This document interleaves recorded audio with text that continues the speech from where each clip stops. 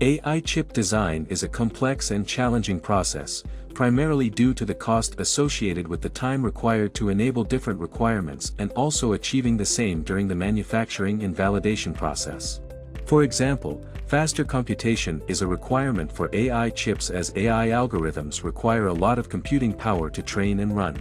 Such a requirement strains the design of AI chips, which must handle large amounts of data and complex calculations. Similarly, AI chips need to handle heterogeneous workloads as most AI applications are a mix of inference, training, and different type of computational data. All this makes it challenging to design a single chip that can handle these tasks more efficiently than a general-purpose CPU.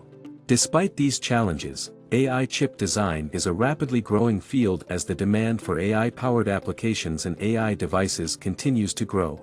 Furthermore, as the new semiconductor technology gets introduced, one can expect to see AI chips that will be more powerful, efficient, and scalable.